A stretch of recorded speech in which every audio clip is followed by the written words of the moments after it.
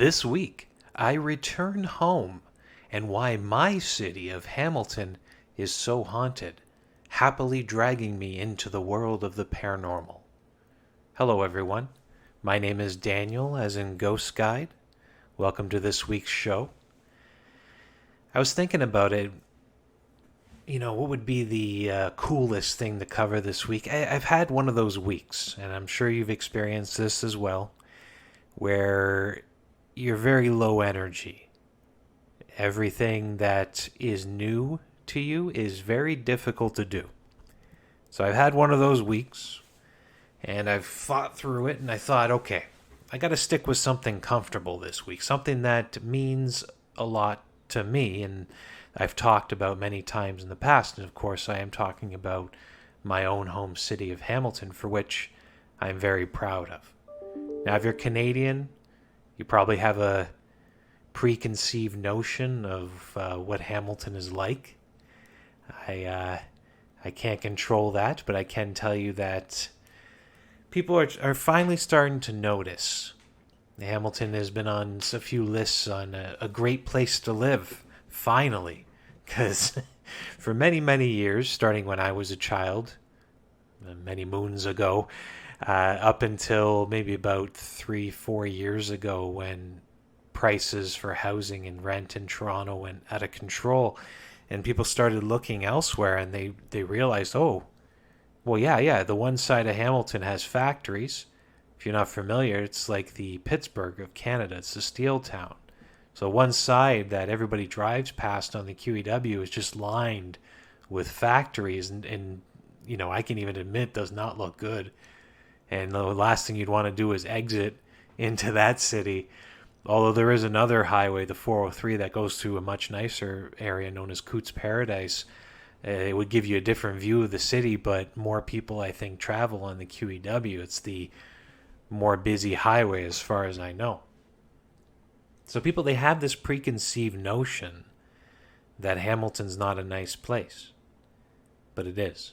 I mean, deep down, once you get past the factories, the conservation areas that we have, the city itself, the shops and restaurants, it's second to none, in my opinion. Now, the other side of it that really attracted me, now, I was born and raised in the city, but of course I can decide to move anytime they're not keeping me hostage. But the part that really did kind of, that I love, is the history of the place. Now, people have always asked the question, well, what makes Hamilton different than any other city in the Golden Horseshoe? I mean, you look at Toronto's history, you look at Ottawa's history, of course, Kingston and Niagara are much older and have a different history, but, what sets Hamilton apart? Well, there is a much older underbelly to the city. I know that sounded bad, but there's a much more historic piece underneath. It's almost like peeling away the layers of an onion, because the city of Hamilton itself is not the most historic aspect. If you look at the city itself, it was founded at 1840 something, 47, something like that. It's old, but not old in normal standards, especially if you go down to the United States. But look beneath that. What is Hamilton made up of? And this is where that real history comes from, is the loyalist towns that make up the land that Hamilton now sits on. So towns that currently still have their names, such as Ancaster, Dundas, Stony Creek, Flamborough. No, I don't think Waterdown was a loyalist town, but it still has history. And of course, the one I want to mention is Barton. Now you're probably asking, where's Barton? I've never heard of it. Well, Barton is what Hamilton is now. So the center part of the city that they changed the name of used to be the township of Barton. So that's where the Barton Street and a few other buildings in the town and businesses have that name. So it comes from the history. And one other surrounding town that's going to come into this podcast a little bit later on is Albion Mills. Now that one has also been wiped off the map.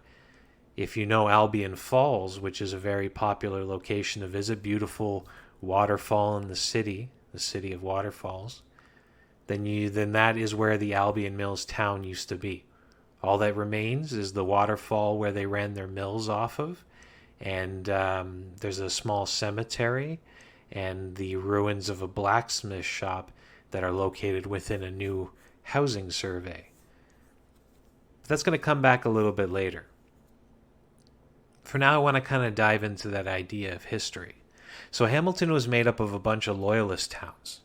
If you don't know what a loyalist is, basically during the American Revolution, British subjects that wanted to stay loyal to the British crown, instead of staying in the United States where they might be in trouble, they might have violence done to them, they fled.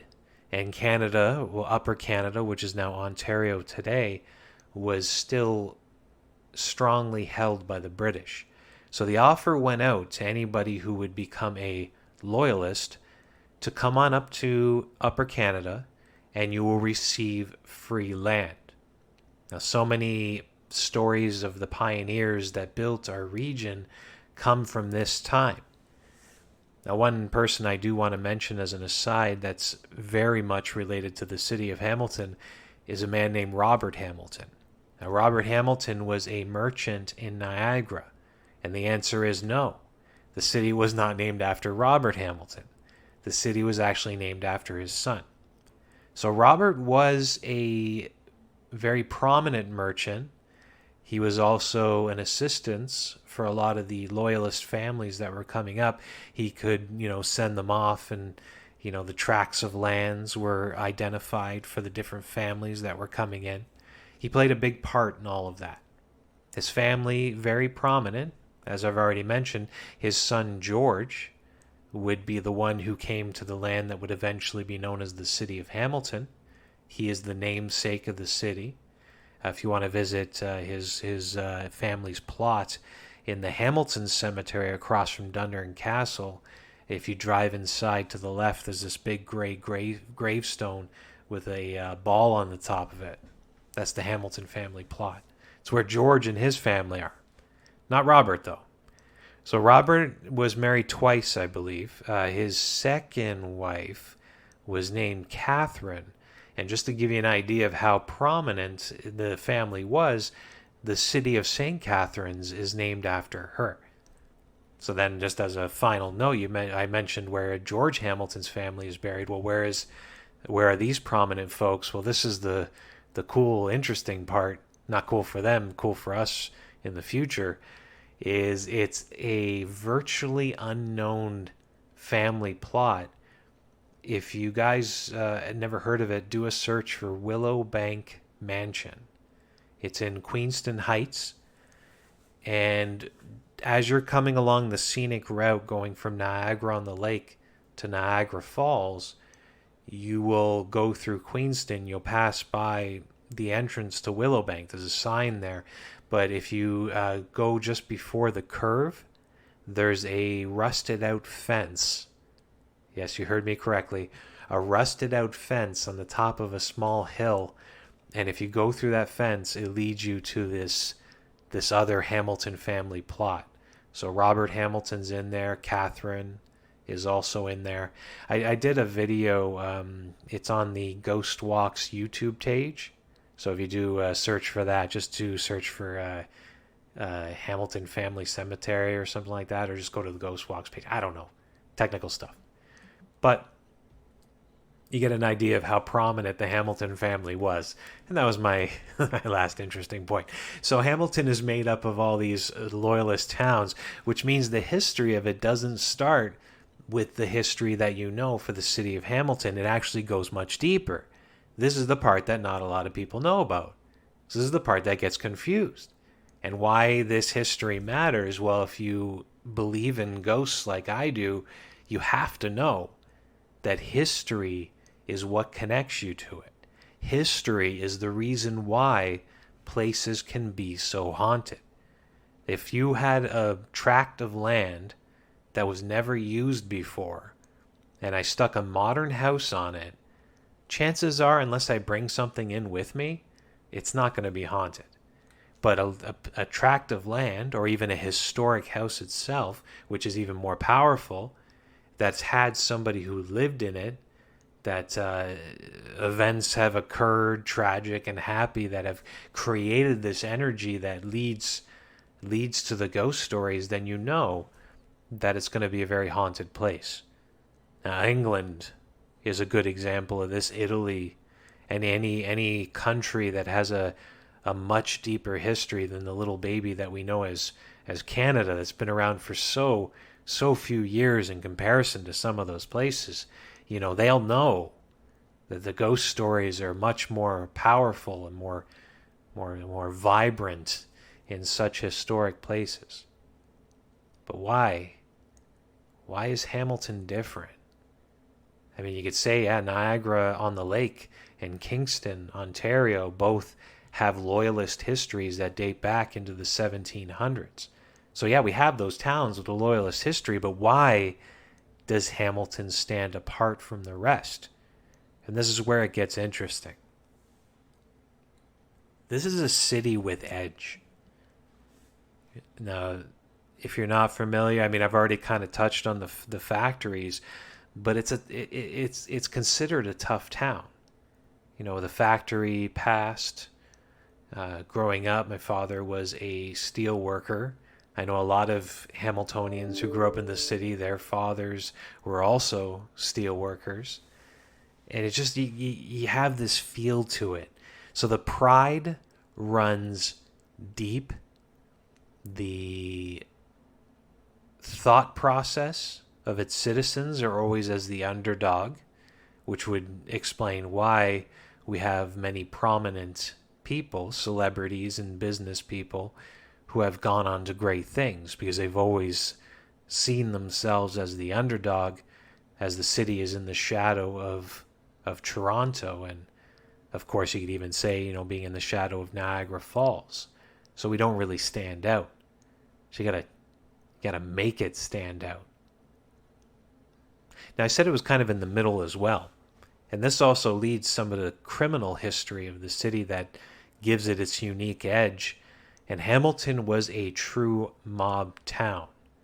Now, if you wanted to compare it to any other city in the States where the mafia story is much more prevalent, then you could compare it to a Chicago.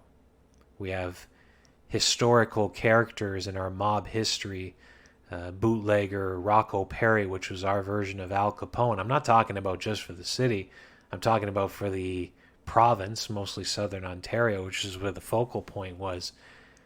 And then, of course, later on in the Papalias and the Lupinos and the different families that had a ton of control for the region, then they called Hamilton home. Now, you could say, oh, it was because of that tough energy, and maybe it was. Maybe something lured them here, but it was also because of geography. So we got to be honest about that Hamilton is centrally located to the border, down crossing the border, and of course the city of Toronto, that for the Golden Horseshoe, this would be your best launching point to get to both accesses, and businesses and of course criminal enterprises have seen the value in all of that. So because of this, we get these very amazing haunted locations. There's so many of them that have ghost stories. And I could tell you the main ones, and you'd recognize anything that's run as a museum. Usually has a couple ghost stories, like Dundurn Castle, Whitehorn Mansion, which is featured on the downtown ghost walk that I run here. And there's a list. Now, I'm not going to get into the list today. I haven't fully prepared for that, as you can probably hear right now. A future podcast, I'll feature some Hamilton locations. But what I want to finally cover in this week's podcast, to kind of shoot the point home of how this place has an edge, I'm going to focus on one of the loyalist towns. Now, I kind of mentioned at the beginning, Albion Mills. Remember, that's where Albion Falls is located. Now, Albion Mills was a roughneck town. This was a place that was known for its reputation of being filled with, the term wasn't around, but you could say blue-collared workers. These weren't the high-ups in society. These were the ones who worked in the mill. And Albion Mills got the reputation for that. Just to give you an idea, there's a story that comes from the time that the mills were at full swing, and there was a tavern. The building's long gone. And in the evening time, a man left the tavern, was heading home for the night, and walking through the pitch black fields, he saw a shadow in one of the fields. Now, I guess he's drunk, so every person that he might come in contact with wants to fight him. It's obvious. So he runs up to the person and he shoves him. The person shoves him back. So he realizes, okay, this guy, he's brought hands to a knife fight. He pulls out a knife and stabs him a bunch of times and then runs off into the dark field. Now, the next day, the farmer who owns the land where the fight occurred, he comes outside and he is very upset because his dinner had been ruined. It had a bunch of stab knife marks in it. He had hung a pig for bloodletting, and he comes outside to see that somebody has stabbed it a bunch of times. So it was not a person, it was a pig. That's a little bit of a lighthearted story that comes from a town, but this sets it. You know, you understand the type of people that called this place home. And that wasn't really considered too out of the ordinary. But of course, you're on a ghost story podcast, so we're not just going to focus on that. I got to focus on the resident ghost of the area. I'm sure she's not the only one, but she is definitely the most known. And she has become kind of a legend in Hamilton history. And of course, I am talking about Jane Riley. Now, I will start by reading you the poem. Just to give you an idea of what I'm about to talk about, there was a poem written by a man who was simply called Slater. Alas, poor Jane Riley, for Joseph she did die, by jumping off that dizzy brink, a full 60 cubits high. Now, this is a story of love lost and death. Jane Riley was a young girl who lived in Albion Mills. And she fell in love with a man named Joseph Rousseau. Now, if you are local to Hamilton, you might recognize the Rousseau name. It was high society back in the day. Today, it is more known in the town of Ancaster.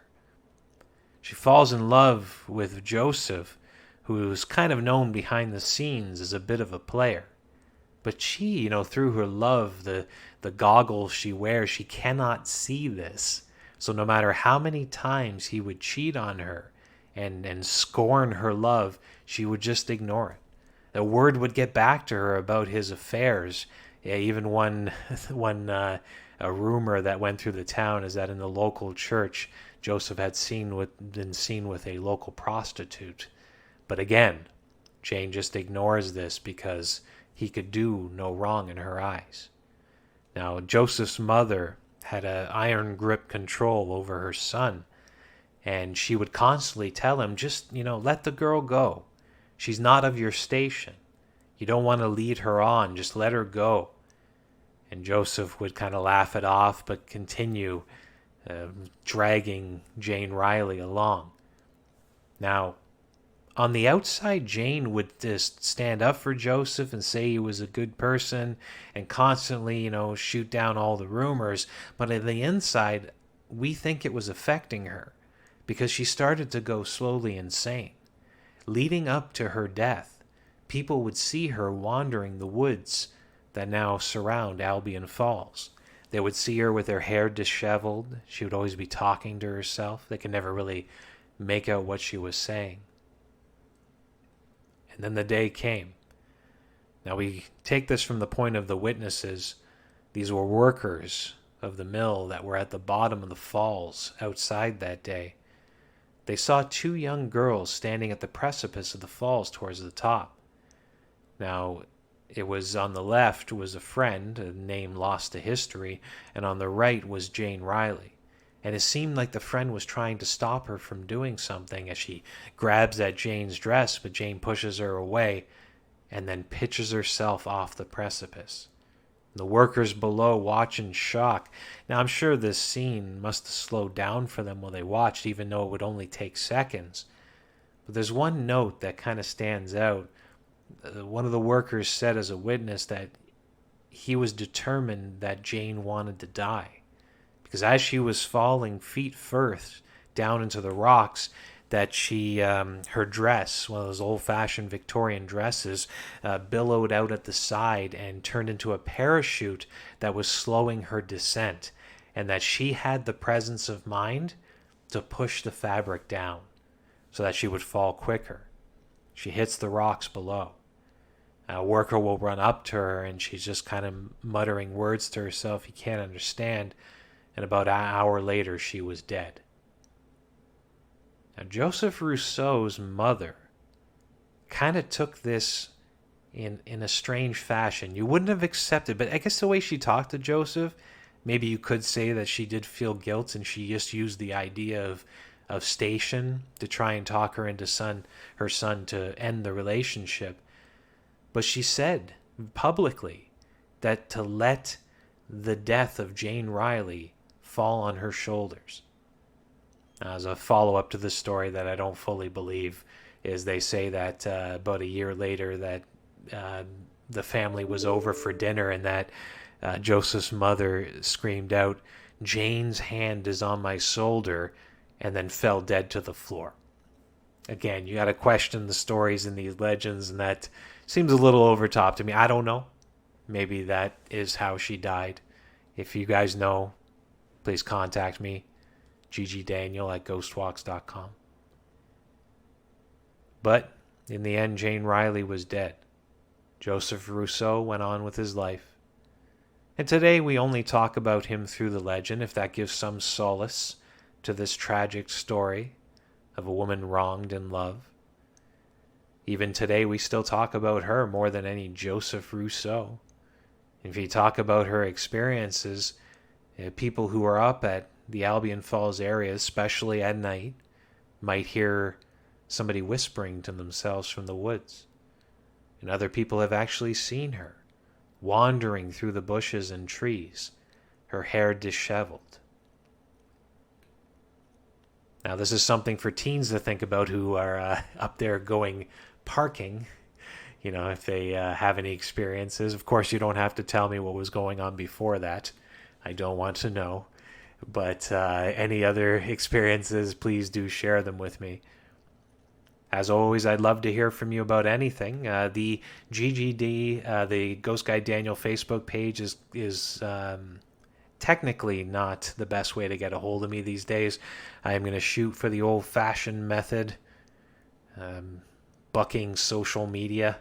I'm going to go with my email, so ggdaniel@ghostwalks.com.